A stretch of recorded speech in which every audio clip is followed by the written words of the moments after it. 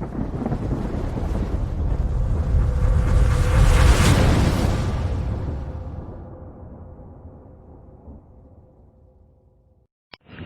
आपने चैनल को अभी तक सब्सक्राइब नहीं किया है तो पहले चैनल को सब्सक्राइब कर लीजिए और लेटेस्ट वीडियो नोटिफिकेशन के लिए इस बेल आइकन को दबाइए।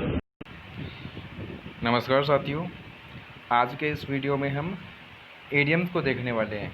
बहुत ही इम्पोर्टेंट एडियम्स हैं जो पीछे आए हुए एग्ज़ाम हैं, मैंने उनमें से उठा के इनका कलेक्शन किया है।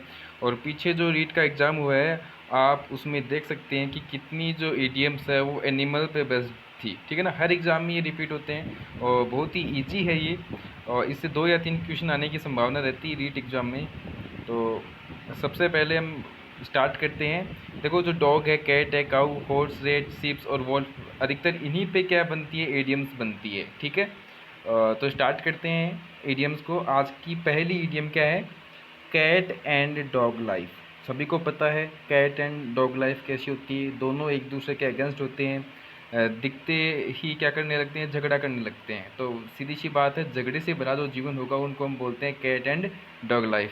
ठीक है, सेकंड आज की अपनी है डॉग डेज।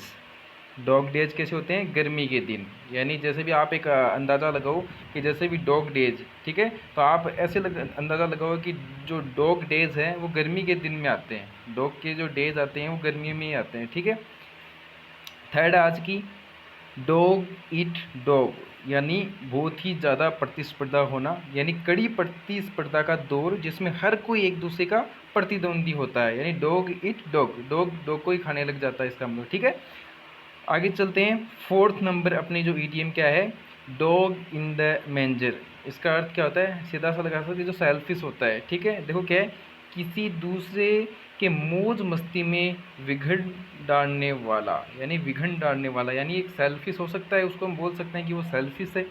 दूसरे के मजे उससे देखे नहीं जाते, यानी डॉग इन मैंजर का मीनिंग क्या आ रहा है कि सेल्फिश। एक वर्ड हम इसको दे सकते हैं, सेल्फिश। आज की फिफ्थ ईडियम है गॉन टू द डॉग्स। इसका मतलब क्या होता है? पूरी तरह बर्बाद हो जाना। अगर कुत्ते के पीछे जाओगे तो पूरी तरह क्या हो जाओगे? बर्बाद हो जाओगे। कुत्ता क्या है? पूरे दिन घूमता रहता है। तो gone to the dogs, dog की तरह अगर कहीं पे जाओगे तो क्या हो जाओगे भाई? बर्बाद हो जाओगे। सिंपल सा ऐसे याद रखना आपको। ठीक है, नेक्स्ट चलते हैं। 6 नंबर जो अपनी एरिया में वो क्या है?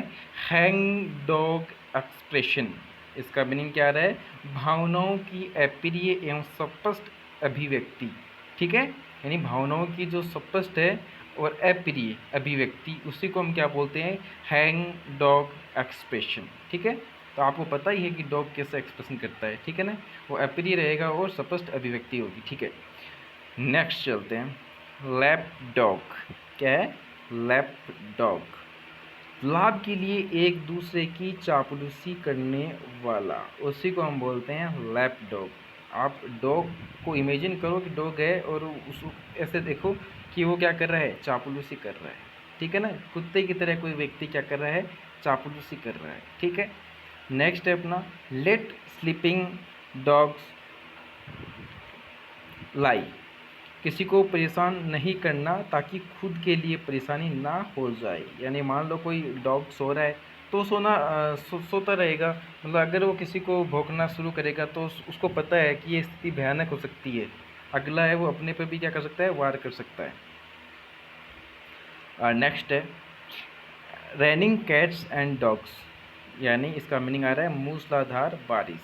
यानी कैट्स एंड डॉग की तरह क्या? रेनिंग, बारिश हो रही है। ठीक है, यानी मूसलाधार बारिश। नेक्स्ट है कैट अमॉन्ग द पिजन्स, यानी परेशानी या भय का कारण। अगर अकेली कैट है वो पिजन के बीच में आ गई है, इसका मतलब क्या है? भय, भय का कारण। ठीक है, नेक्स्ट है let the cat out of the bag. इसका तो एकदम इजी है, रहस्य बता देना। यानी मान लो आप कहीं जा रहे हो और आपके पीछे एक बैग है और उसमें आपने एक बिल्ली है, वो कैट है, वो छुपा रखी है। अचानक से मान लो बाहर आ जाती है तो आपका जो रहस्य था वो क्या आ गया? बाहर आ गया, सबको पता चल गया। जो सीक्रेट था वो सबको पता चल गया। ठीक है, इसको ऐसे रिलेट करके पढ़ना है। ठीक है, नेक्स्ट चलते हैं। Like a cat on hot bricks, यानी बहुत अधिक बेचैन होना किसी वस्तु के लिए, ठीक है। Like a cat on hot bricks, कोई भी वस्तु है उसके लिए बहुत अधिक बेचैनी, उसी को हम क्या बोलते हैं, like a cat on hot bricks. Next चलते हैं, नेक्स्ट है अपना स्कैरिड काउ। आपको सभी को पता है काउ, काऊ का कि क्या होता है, सम्माननीय जिसकी आलोचना नहीं हो सकती। काऊ है, उसकी समाज में आलोचना नहीं हो सकती, तो आप इसको आराम से याद कर सकते हो कि स्कैरेड काऊ यानी पवित्र। स्कैरेड का मीनिंग क्या, पवित्र गाय। सम्माननीय जिसकी आलोचना नहीं की जा सकती।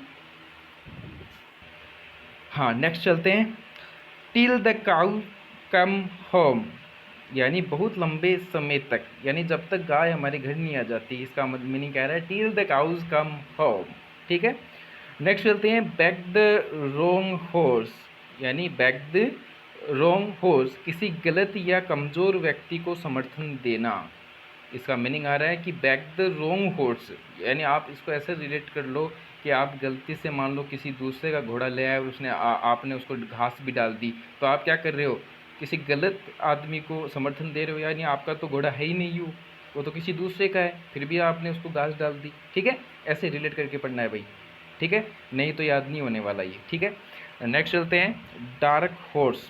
क्या है, डार्क हॉर्स, यानी घोड़ा तो है लेकिन दिख नहीं रहा, यानी अनफोर्सिन कंपिटिटर, यानी कंपटीशन में तो है वो लेकिन दिखाई नहीं दे रहा। जैसे मान लो बहुत सारे विद्यार्थी कोचिंग कर रहे हैं और एक है जो अपने घर पे तैयारी कर रहा है, लेकिन वो तैयारी तो कर रहा है, वो भी अच्छी कर रहा है, लेकिन वो किसी को दिख नहीं रहा, वो आपके लिए अनफोर्सिन कॉम्पिटिटर है। यानी एक ऐसा विजेता जिसे कमज़ोर माना जाता हो लेकिन वो कमज़ोर नहीं है, ठीक है ना, यानी वो अनफोर्सिन है, वो दिखाई नहीं दे रहा, लेकिन कंपटीशन में भाई वो भी है, ठीक है। नेक्स्ट है फ्लॉगिंग ए डेड हॉर्स, यानी व्यर्थ का प्रयास, फर्टाइल एफर्ट, यानी अगर कोई डेड हॉर्स है तो मतलब उसमें कोई मोमेंट नहीं, वो जीवित नहीं हो सकता, फ्लॉगिंग नहीं किया जा सकता, इसका मतलब क्या है, फर्टाइल एफर्ट, व्यर्थ कोशिश। नेक्स्ट चलते हैं, not to look a gift horse in the mouth, यानी आपने वो कहावत तो सुनी होगी ना हिंदी में कि दान दी हुई बच्चिया के दांत नहीं गिने जा सकते, वही है एग्जैक्टली वही इडियम, वही मुहावरा आपके सामने है, बस उसे उसे उसे ध्यान करें आप, ठीक है ना, यानी मुफ्त मिली चीज़ की आलोचना नहीं करना। आप हिंदी को भी साथ में लेके चलोगे तभी याद होगा भैया, ठीक है।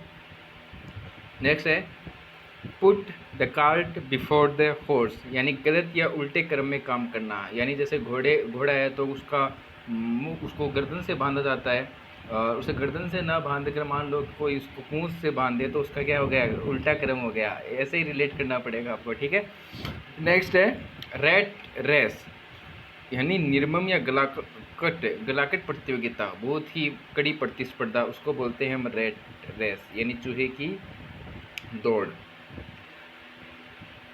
नेक्स्ट है स्मेल ए रैट, यानी कुछ गलत का आभास होना, यानी अगर मान लो आपको चूहे की स्मेल आ रही है, इसका मतलब ये हो सकता है कि वहाँ पे सर्प आवश्यक रूप से हो सकता है वहाँ पे, तो यानी वो स्थिति कैसी हो गई, कुछ गलत स्थिति हो गई, भयानक स्थिति हो गई, ठीक है। नेक्स्ट चलते हैं ब्लैक शिप, ये बहुत इंपॉर्टेंट है ब्लैक शिप, यानी इसका मीनिंग क्या हो जाता है, स्काउंड्रेल, दुष्ट व्यक्ति या धूर्त व्यक्ति, ठीक है, कुटिल या धूर्त व्यक्ति।